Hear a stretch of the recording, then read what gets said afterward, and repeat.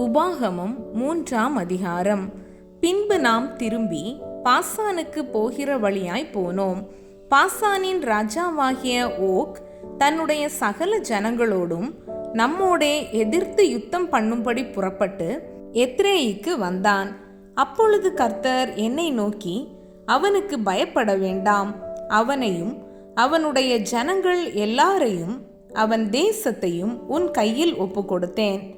எஸ்போனிலே குடியிருந்த எமோரியரின் ராஜாவாகிய சீகோனுக்கு நீ செய்தது போல அவனுக்கும் செய்வாய் என்றார்.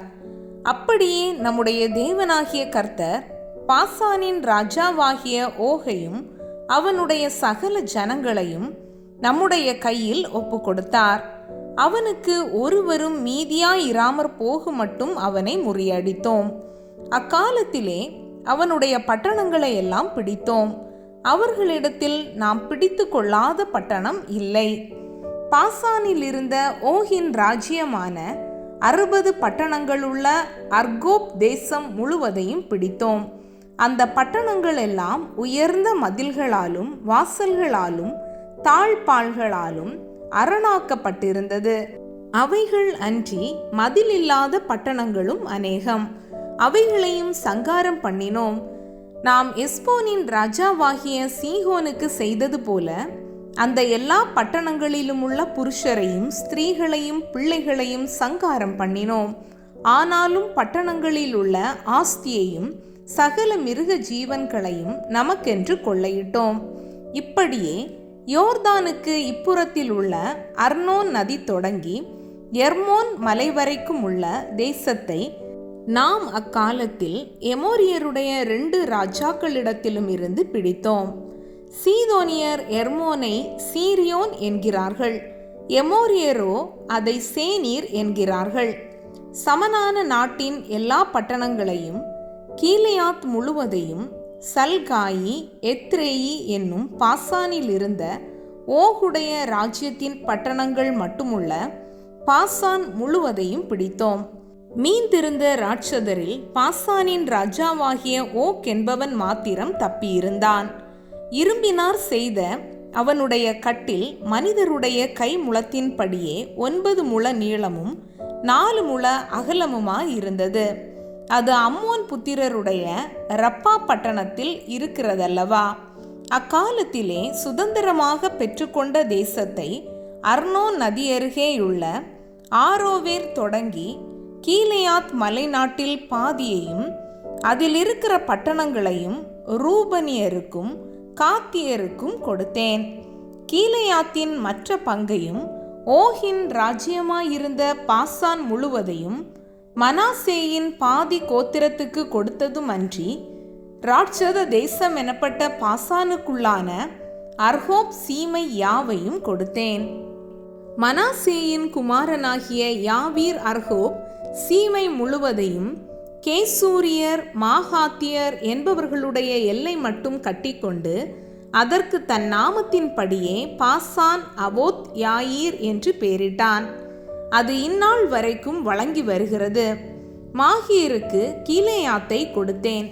மேலும் கீலேயாத் தொடங்கி அர்னோன் நதி ஓடுகிற பள்ளத்தாக்கும் கடையாந்திரமுமான அம்மோன் புத்திரரின் எல்லையாகிய யாப்போக்கு ஆறு மட்டும் இருக்கிற தேசத்தையும் கின்னரேத் தொடங்கி அஸ்தோத் பிஸ்காவுக்கு தாழ்வாய் கிழக்கே இருக்கிற உப்பு கடலான சமனான வெளியின் கடல் மட்டும் யோர்தானின் எல்லைக்குள் அடங்கிய சமனான வெளியையும் ரூபனியருக்கும் காத்தியருக்கும் கொடுத்தேன்.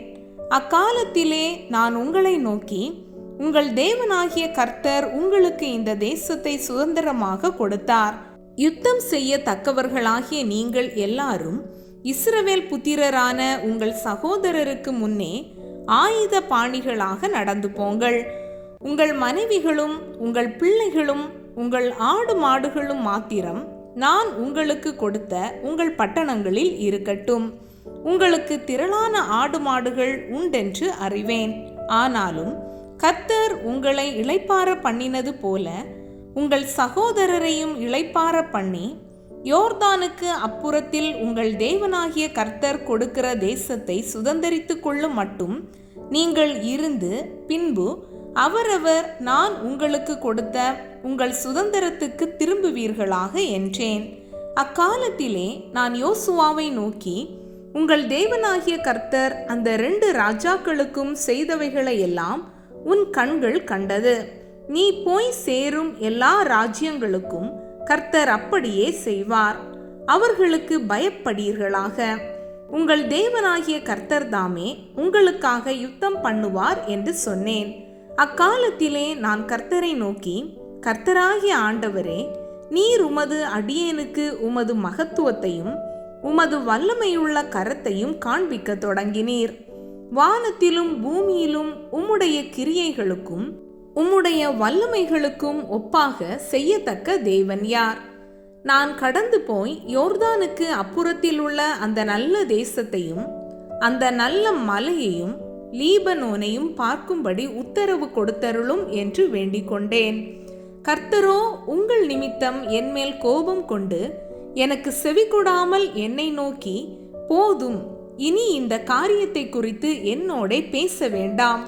நீ பிஸ்காவின் கொடுமுடியில் ஏறி உன் கண்களை மேற்கிலும் வடக்கிலும் தெற்கிலும் கிழக்கிலும் ஏறெடுத்து உன் கண்களினாலே அதை பார்.